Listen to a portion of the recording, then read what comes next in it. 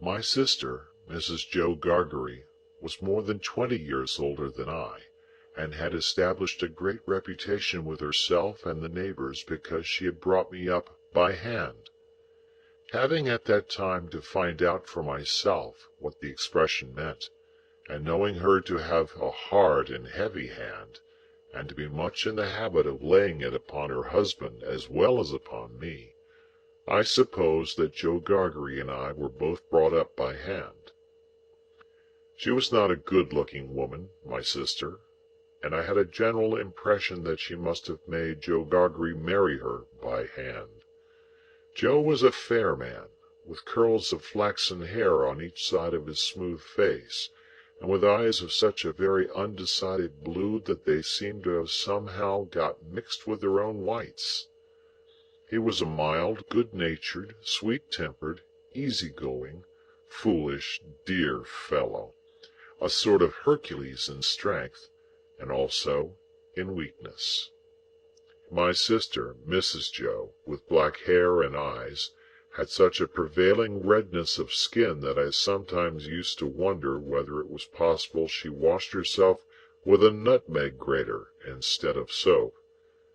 She was tall and bony, and almost always wore a coarse apron, fastened over her figure behind with 2 loops, and having a square impregnable bib in front that was stuck full of pins and needles. She made it a powerful merit in herself, and a strong reproach against Joe, that she wore this apron so much, though I really see no reason why she should have worn it at all, or why, if she did wear it at all, she should not have taken it off every day of her life. Joe's forge adjoined our house, which was a wooden house, as many of the dwellings in our country were, most of them at that time. When I ran home from the churchyard, the forge was shut up, and Joe was sitting alone in the kitchen. Joe and I being fellow sufferers, and having confidences as such, Joe imparted a confidence to me the moment I raised the latch of the door and peeped in at him opposite to it, sitting in the chimney corner. "Mrs. Joe has been out a dozen times looking for you, Pip, and she's out now, making it a baker's dozen." "Is she?" "Yes, Pip," said Joe, "and what's worse, she's got Tickler with her." At this dismal intelligence I twisted the only button on my waistcoat round and round, and looked in great depression at the fire. Tickler was a wax-ended piece of cane, worn smooth by collision with my tickled frame. "She sat down," said Joe, "and she got up, and she made a grab at Tickler, and she rampaged out. That's what she did," said Joe, slowly clearing the fire between the lower bars with the poker, and looking at it. "She rampaged out, Pip." "Has she been gone long, Joe?" I always treated him as a larger species of child, and as no more than my equal. "Well," said Joe, glancing up at the Dutch clock, "she's been on the rampage this last spell about 5 minutes, Pip. She's a-comin'. Get behind the door, old chap, and have the jack towel betwixt you." I took the advice.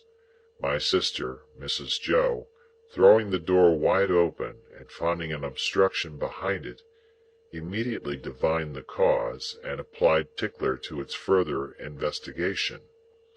She concluded by throwing me (I often served as a connubial missile) at Joe, who, glad to get hold of me on any terms, passed me on into the chimney, and quietly fenced me up there with his great leg. "Where have you been, you young monkey?" said Mrs. Joe, stamping her foot. "Tell me directly what you've been doing to wear me away with fret and fright and worry, or I'll have you out of that corner if you was 50 Pips, and he was 500 Gargeries." "I have only been to the churchyard," said I from my stool, crying and rubbing myself. "Churchyard," repeated my sister. "If it warn't for me, you'd have been to the churchyard long ago, and stayed there. Who brought you up by hand?" "You did," said I. "And why did I do it, I should like to know?" exclaimed my sister.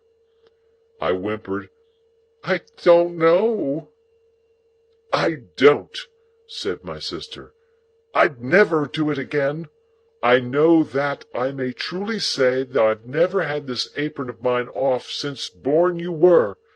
It's bad enough to be a blacksmith's wife, and him a Gargery, without being your mother." My thoughts strayed from that question as I looked disconsolately at the fire.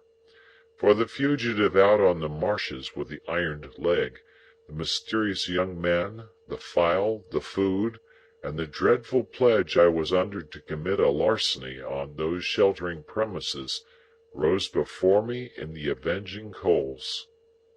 "Ha!" said Mrs. Joe, restoring Tickler to his station. "Churchyard, indeed! You may well say churchyard, you two." One of us, by the by, had not said it at all. "You'll drive me to the churchyard betwixt you, one of these days, and oh, a precious pair you'd be without me." As she applied herself to set the tea-things, Joe peeped down at me over his leg, as if he were mentally casting me and himself up, and calculating what kind of pair we practically should make under the grievous circumstances foreshadowed. After that, he sat feeling his right side flaxen curls and whiskers, and following Mrs. Joe about with his blue eyes, as his manner always was at squally times. My sister had a trenchant way of cutting our bread and butter for us that never varied.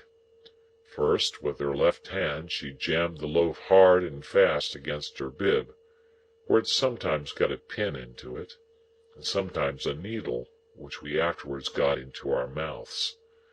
Then she took some butter, not too much, on a knife, and spread it on the loaf, in an apothecary kind of way, as if she were making a plaster, using both sides of the knife with a slapping dexterity, and trimming and moulding the butter off round the crust. Then she gave the knife a final smart wipe on the edge of the plaster, and then sawed a very thick round off the loaf, which she finally, before separating from the loaf, hewed into 2 halves, of which Joe got one, and I the other.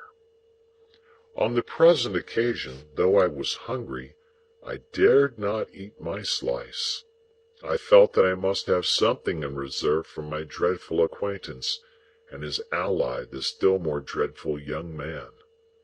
I knew Mrs. Joe's housekeeping to be of the strictest kind, and that my larcenous researches might find nothing available in the safe. Therefore I resolved to put my hunk of bread and butter down the leg of my trousers.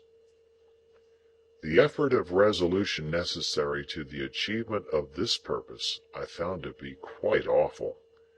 It was as if I had to make up my mind to leap from the top of a high house, or plunge into a great depth of water, and it was made the more difficult by the unconscious Joe. In our already mentioned freemasonry as fellow-sufferers, and in his good-natured companionship with me, it was our evening habit to compare the way we bit through our slices by silently holding them up to each other's admiration now and then, which stimulated us to new exertions. Tonight, Joe several times invited me, by the display of his fast diminishing slice, to enter upon our usual friendly competition, but he found me each time with my yellow mug of tea on one knee and my untouched bread and butter on the other. At last, I desperately considered that the thing I contemplated must be done, and that it had best be done in the least improbable manner consistent with the circumstances. I took advantage of a moment when Joe had just looked at me, and got my bread and butter down my leg. Joe was evidently made uncomfortable by what he supposed to be my loss of appetite, and took a thoughtful bite out of his slice, which he didn't seem to enjoy. He turned it about in his mouth much longer than usual, pondering over it a good deal, and after all gulped it down like a pill. He was about to take another bite, and had just got his head on one side for a good purchase on it, when his eye fell on me, and he saw that my bread and butter was gone. The wonder and consternation with which Joe stopped on the threshold of his bite and stared at me were too evident to escape my sister's observation. "What's the matter now?" said she smartly as she put down her cup. "I say, you know," muttered Joe, shaking his head at me in very serious remonstrance. "Pip, old chap, you'll do yourself a mischief.